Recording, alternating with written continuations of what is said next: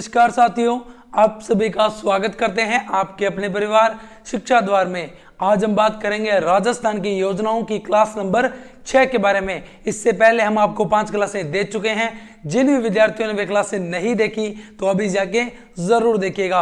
राजस्थान का कोई भी एग्जाम हो, आने वाले आगामी एग्जामों के लिए ये राजस्थान की योजनाओं की क्लास और जो हमारी प्रतिदिन सुबह आपको क्लास मिलती है स्टैटिक जीके की, ये क्लासें आप लोगों के लिए बहुत किफायतेमंद साबित होने वाली है। आप इनका रोजाना अध्ययन कीजिएगा। और इसी के साथ में जिन्होंने भी अभी तक शिक्षा द्वार परिवार के YouTube चैनल को सब्सक्राइब नहीं किया है तो अभी कीजिएगा। वीडियो अच्छी लगे तो वीडियो को लाइक कीजिएगा, वीडियो को शेयर कीजिएगा। किसी भी प्रकार का प्रश्न हो, डाउट हो तो कमेंट बॉक्स में जरूर पूछिएगा। इसी के साथ में राजस्थान की जियोग्राफी की क्लासें, राजस्थान का बजट, वन रिपोर्ट, ये क्लासें भी हम आपको दे चुके हैं, जाके जरूर देखिएगा। इनकी प्लेलिस्ट भी बना के आपको दे दी गई है। आइए तो अब बात करते हैं आज की हमारी राजस्थान की योजनाओं में योजना नंबर 1 की।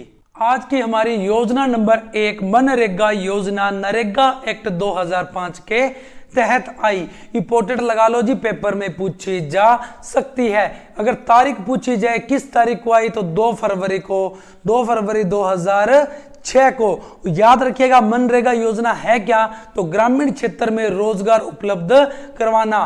पहले ये रोजगार 100 दिन का था, 100 दिन का, पर अभी वर्तमान 2022-23 राजस्थान की बात करें तो ये 100 दिन के रोजगार को बढ़ाकर 125 दिन का कर दिया गया है। तो ये वाली बहुत इंपॉर्टेंट बात थी, बता दी गई आपको।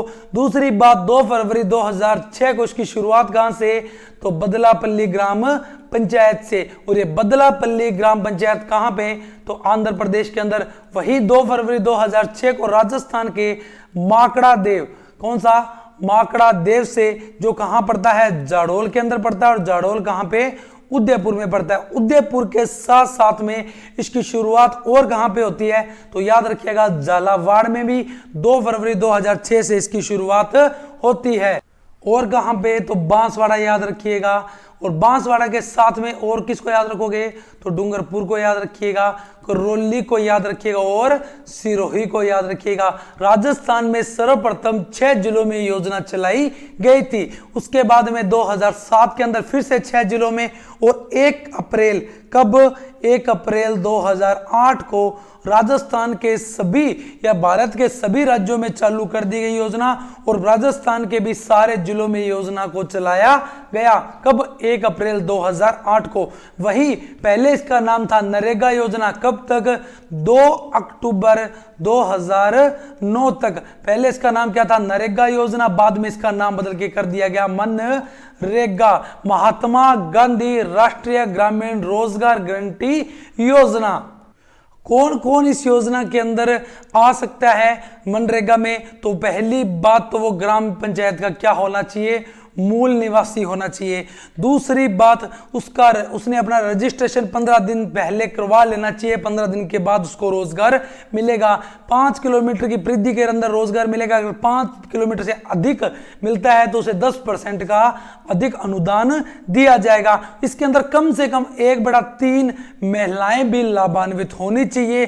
साथ साथ में कार्यस्थल पर पानी की, छाए की, प्राथमिक चिकित्सा की, शिशु पालन गृह की व्यवस्था भी होनी चाहिए। और सबसे मुख्य बात, क्या सबसे मुख्य बात करेंगे हम अभी, कि इस योजना के अंदर जो पूरी देखरेख का कार्य करेगी, अनुशिक्षण का कार्य करेगी, तो वो कौन करेगी, तो ग्राम सभा करेगी। कौन करेगी, ग्राम सभा करेगी। तो ये वाली बात भी अच्छे से याद रखिएगा।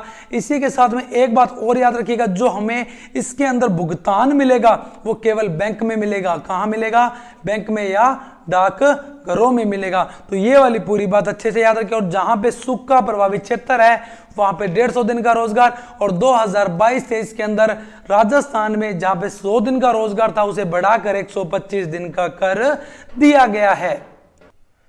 अगली योजना देखो, इंदिरा गांधी शहरी रोजगार गारंटी योजना। इंपोर्टेंट लगा लो, अभी 2022-23 के बजट में आई है। ये क्या योजना है, तो जो गांव में मनरेगा है, क्या गांव में मनरेगा है, उसी के तर्ज पर यह योजना चलाई गई है।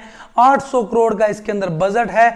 और जो शहर के जो बेरोजगार है उनको 100 दिनों का रोजगार उपलब्ध करवाया जाएगा। तो कौन सी योजना? इंदिरा गांधी शहरी रोजगार गारंटी योजना आई कब? 2022-23 के बजट में 800 करोड़ की योजना है और 100 दिनों तक इसके अंदर गारंटी शुदा रोजगार उपलब्ध करवाया जाएगा। मनरेगा कहां पे? ग्रामीण में। और शहरी क्षेत्र में कौन सी? इंदिरा गांधी शहरी रोजगार गारंटी योजना। अगली योजना की बात करें तो वह है स्थानीय क्षेत्र विकास योजना। कौन सी? स्थानीय क्षेत्र विकास योजना। एक किसके संदर्भ में? विधायक के संदर्भ में और एक सांसद के संदर्भ में। देखो, जो विधायक की बात करते हैं हम सबसे पहले एमएलए लैंड की बात करते हैं। इसके अंदर जो विधायक होगा वो अपने विधानसभा क्षेत्र में विकास के कार्य करवाएगा। इसको पहले जो राशि मिलती थी वो मिलती थी 2.25 करोड़ रुपए, जिसे अभी बढ़ाकर कर दिया गया है 5 करोड़ रुपए। और ये इस 5 करोड़ में से 1.75 करोड़ रुपए किस में लगाएगा? लोक स्वास्थ्य में लगाएगा। और इसी में से, इन्हीं 5 करोड़ में से एससी और एसटी के अंदर, किसमें? एससी और एसटी के विकास के अंदर 20% क्या करेगा? खर्च करेगा। तो ये थी हमारे स्थानीय क्षेत्र विकास योजना के अंदर विधायक के बारे में बात। अब करते हैं स्थानीय क्षेत्र विकास योजना के अंदर सांसद के अंदर बात। देखिए किसकी बात हो रही है? एमपी लैंड की। ये सांसद जो होगा, जब मान लो राजस्थान का जो भी सांसद है वो किसी भी जिले के अंदर इस कार्य के लिए, कोई भी स्थानीय कार्य के लिए, विकास के लिए खर्च कर सकता है। कितने रुपए? 5 करोड़ रुपए का इसके अंदर क्या है? प्रावधान है। अगर कोई गंभीर आपदा आती है तो उसके लिए 1 करोड़ रुपए कौन देगा? सांसद अपने कोटे से देगा। और 15% जो उसे 5 करोड़ मिलेंगे, इसका 15% ये एससी को देगा और वहीं 7.5% जो इसका पैसे का जो खर्च होगा वो एसटी के लिए खर्च करेगा। और कोविड के टाइम में ये सारा का सारा रोक लिया गया था। सांसद को जो पैसे देते थे उनको रोक लिया गया था और ये सारा का सारा कहां चला गया? भारत की संचित निधि में। और संचित निधि में जाने से उस टाइम में, कोविड के टाइम में 8,000 करोड़ रुपए का सरकार को क्या हुआ था? बचत हुई थी। क्या हुई थी? बचत हुई थी। तो आपको ये वाली बात अच्छे से समझ में आई होगी। अब बात करते हैं, देखिए सांसद आदर्श ग्राम योजना। देखो 4 योजनाएं हैं, छोटी छोटी योजनाएं हैं, इनके बारे में भी हमें देख लेना चाहिए। देखिए ये योजना आई कब? तो 2014 में। किसकी योजना है? तो पहली बात याद रखिएगा, केंद्र सरकार की योजना है। और केंद्र सरकार के कौन से मंत्रालय की? तो ग्रामीण विकास मंत्रालय की योजना है। इसके अंदर क्या करेंगे? सांसद लिखा आ गया तो मतलब कुछ ना कुछ कार्य क्या करेगा? सांसद ही करेगा। और सांसद क्या करेगा? 1 वर्ष के लिए गांव को क्या लेगा? गोद लेगा। उसके जीवन स्तर को ऊंचा करने के लिए, समग्र विकास के लिए, उसमें समग्र विकास में तेजी के लिए तो क्या करेगा? एक गांव को गोद लेगा। और गांव की, सामान्य गांव की आबादी होनी चाहिए 3000 से 5000 के बीच में। और पहाड़ी क्षेत्र में उस गांव की आबादी होनी चाहिए 1000 से 3000 के बीच में। तो ये वाली आपको अच्छे से समझ में आई होगी। अब बात करते हैं मुख्यमंत्री आदर्श ग्राम पंचायत योजना। मुख्यमंत्री का नाम आया तो अब यहां कुछ ना कुछ कार्य कौन करेगा? मुख्यमंत्री करेगा। तो सीएम के द्वारा, मुख्यमंत्री के द्वारा क्या किया जाएगा? एक गांव को क्या किया जाएगा? गोद लिया जाएगा। और उस गांव, अभी बात करें तो इसमें 2 चरण में कार्य कर रहे हैं। तो पहले चरण में 196 गांवों को और दूसरे चरण में 97 गांवों को गोद लिया जा चुका है। किसके लिए? लोकतांत्रिक शासन मजबूत करना, लोगों में पारदर्शिता को बढ़ाना, लोगों में लोकतंत्र के बारे में अच्छे से जानकारी प्रदान करना। और इसी के अंदर किया जाएगा ग्राम सभाओं के कार्य को सक्रिय करना, ग्राम सभाओं को सक्रिय करना, चालू करना लोगों में, और ग्राम पंचायतों को मजबूत बनाना। बात करते हैं स्मार्ट विलेज योजना की। आई कब? तो 2017-18 के अंदर। सबसे पहली बात, इसके अंदर 3000 प्लस गांव की आबादी होनी चाहिए। उन्हीं गांवों का चयन होगा। किसके लिए? आधुनिक सुविधाओं और विकास के लिए। और अब तक 3275 गांवों को, कितने? 3275 गांवों को स्मार्ट विलेज के रूप में विकसित किया जा चुका है। इस स्मार्ट विलेज के अंदर क्या किया जाएगा? जल निकासी की जाएगी, पक्की नालियां बनाई जाएगी, शौचालय का निर्माण, खेल मैदान, पशु चिकित्सालय आदि का निर्माण किया जाएगा। अब बात करते हैं महात्मा गांधी आदर्श ग्राम योजना। ये कब चालू हुई? तो महात्मा गांधी की 150वीं जयंती पर। तो तारीख याद रखिएगा, कितनी तारीख? तो तारीख याद रखिएगा 27 नवंबर 2019 को। कब? महात्मा गांधी आदर्श ग्राम योजना की बात कर रहे हैं, 27 नवंबर 2019 को। क्या करेंगे? इसके अंदर एक गांव का चयन किया जाएगा और उस गांव को गांधीवादी, किससे? गांधीवादी मूल्यों पर उसका विकास किया जाएगा और उसके लिए उसके अंदर क्या किया जाएगा? उस गांधीवादी के अंदर उसमें जनसंख्या नियंत्रण, बच्चों के कल्याण के कार्यक्रम, स्वास्थ्य की जांच, टीकाकरण, मुक्त नशा मुक्त समाज की स्थापना, शिक्षा, कौशल विकास किया जाएगा। इसी के साथ में प्रत्येक वर्ष 14 नवंबर को, प्रत्येक वर्ष 14 नवंबर को मेरा गांव मेरा गौरव, क्या? प्रत्येक वर्ष 14 नवंबर को मेरा गांव मेरा गौरव, ये वाला कार्य भी दिवस के रूप में आयोजित किया जाएगा। तो ये सारी योजनाएं आपको अच्छे से समझ में आई होगी।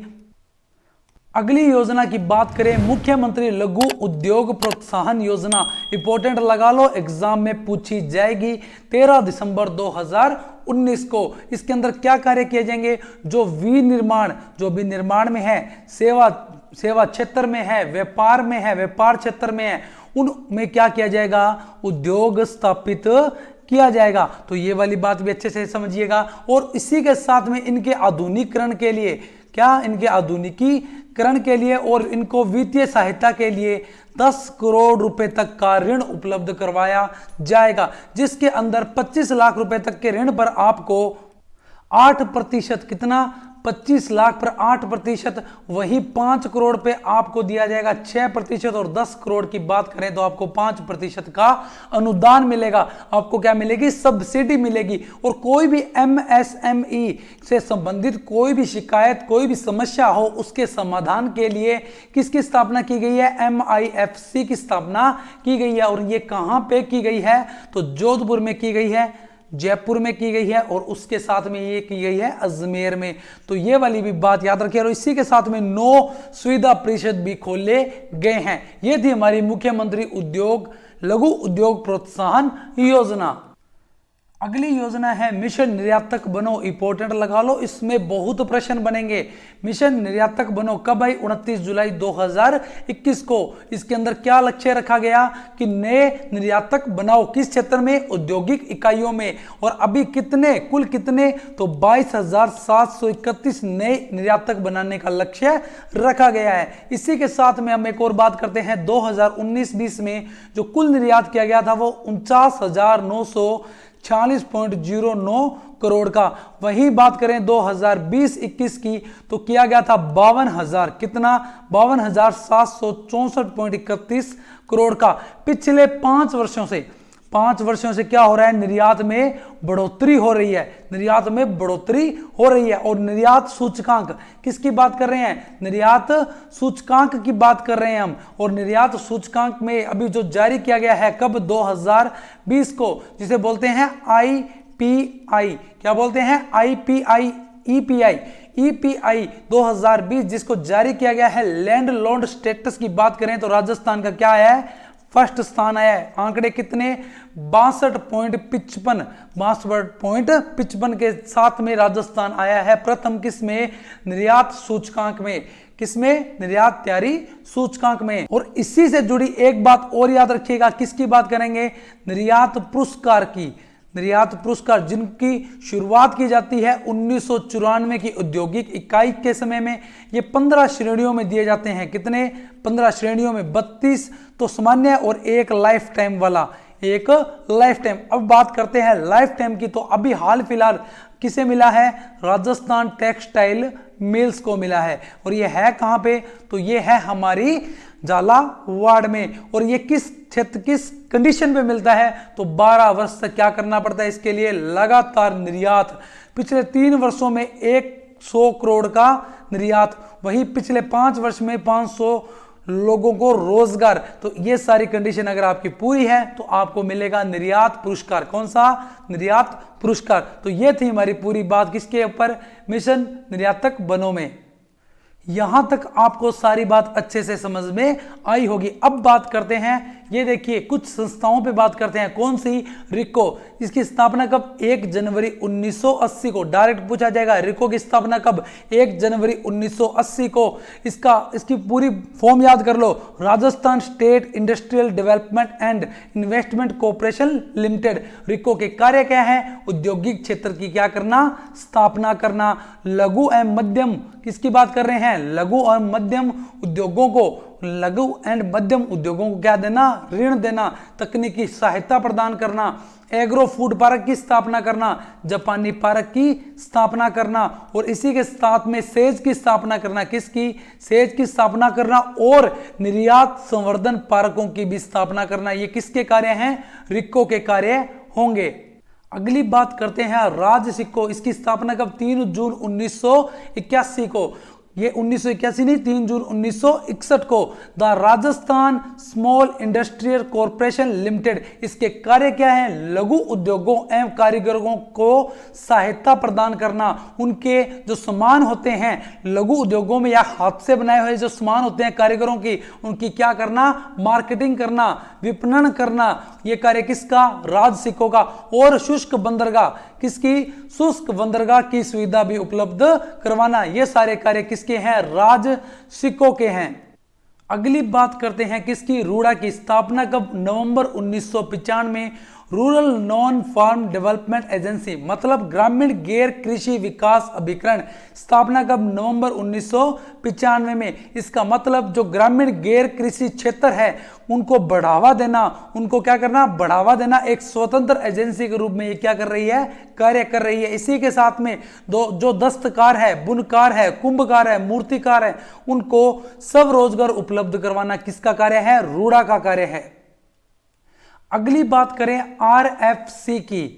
स्थापना कब, 1995 में। द राजस्थान फाइनेंशियल कॉरपोरेशन की बात कर रहे हैं। नए उद्योगों की क्या करना, स्थापना करना, और पुराने उद्योगों का क्या करना, विस्तार करना। ये किसके कार्य हैं, आरएफसी के कार्य हैं। और 20 करोड़ रुपए तक, कितने, 20 करोड़ रुपए तक क्या उपलब्ध करवाता है, ऋण उपलब्ध करवाता है। इसी के साथ में आरएफसी द्वारा चलाई गई कुछ योजनाएं हैं, जैसे सामान्य परियोजना ऋण योजना, स्विच ओवर ऋण योजना, सरल योजना, फाइनेंसिंग अगेंस्ट एसेट योजना। याद रखिएगा, पूछा जा सकता है कौन सी आरएफसी के द्वारा नहीं चलाई जा रही। उसके साथ में देखो, टॉप अप ऋण योजना, लघु अवधि ऋण योजना, फ्लेक्सी ऋण योजना, एकल खिड़की योजना, और युवा उद्यमिता प्रोत्साहन योजना। और इसी के साथ में ये दो योजना, एकल खिड़की योजना और युवा उद्यमिता प्रोत्साहन योजना को भी याद रखिएगा। जो 2 करोड़ तक के, कितनी, जो 2 करोड़ रुपए तक की छोटे लघु उद्योग है वो किसके द्वारा, जो लघु इकाइयां हैं वो किसके द्वारा चलाई जा रही है, एकल खिड़की योजना के तहत। युवा उद्यमिता प्रोत्साहन योजना आई कब, तो 2013-14 के अंदर। इसके अंदर 1.5 करोड़ रुपए तक की सीमा है, किसके लिए, 1.5 करोड़ रुपए तक की सीमा है ऋण के लिए, किसके द्वारा, राज्य सरकार के द्वारा। और 1.5 करोड़ रुपए तक की सुविधा है, और कितना प्रतिशत, 6% ब्याज का अनुदान सब्सिडी मिलेगी। और इसमें क्या है इसका कार्य, तो राज्य में औद्योगिकरण में युवाओं की भागीदारी को क्या करना, बढ़ाना। किसमें, औद्योगिकरण में बढ़ाना। और आयु कितनी, 45 वर्ष तक रखी गई है, किसकी, युवाओं की आयु रखी गई है 45 वर्ष तक। और इसके अंदर 1000, कितनी, 1000 इकाइयों को वित्तीय सहायता उपलब्ध करवाई जाएगी। तो ये वाली बात भी अच्छे से याद रखिएगा। और थोड़ी सी बात और कर लेते हैं। रिक्को 1 जनवरी 1980, राज्य सिक्को को 3 जून 1961, आरएफसी 1995, खाद्य एवं ग्रामोद्योग बोर्ड 1955। इसके उद्देश्य क्या थे कि दस्तकारों को क्या देना, प्रशिक्षण देना, और आत्मनिर्भर भारत जो भावना है, जो आत्मनिर्भर की भावना है उसको जागृत करना। और रूड़ा की हम बात कर चुके हैं, ग्रामीण में गैर कृषि क्षेत्र को बढ़ावा देना। और ये थी हमारी आज की अंतिम योजना और संस्थाओं के बारे में बातें। उम्मीद करते हैं आपको योजनाओं से जुड़ी ये क्लास भी बहुत अच्छी लगी होगी। इससे पहले हम आपको 5 क्लासें और दे चुके हैं। ये थी हमारी क्लास नंबर 6। जिन्होंने भी अभी तक शिक्षा द्वार परिवार के YouTube चैनल को सब्सक्राइब नहीं किया है तो अभी कीजिएगा। वीडियो अच्छी लगे तो वीडियो को लाइक कीजिएगा, वीडियो को शेयर कीजिएगा। किसी प्रकार का प्रश्न हो, डाउट हो तो कमेंट बॉक्स में जरूर पूछिएगा। और हमारी प्रतिदिन आपको मिल रही है स्टैटिक जीके की क्लास। इससे पहले हम आपको दे चुके हैं राजस्थान जियोग्राफी की पूरी सीरीज, जिसकी प्लेलिस्ट भी आपको बना के दे दी गई है। बजट और वन रिपोर्ट भी आपको दे दी गया है, वो भी जाके जरूर देखिएगा। और हमारे साथ यूं ही बने रहिएगा, अपना प्यार और स्नेह बनाए रखिएगा। और मिलते हैं नई योजनाओं के साथ में, नई वीडियो के साथ में। तब तक आप मस्त रहें, स्वस्थ रहें। जय हिंद, जय भारत।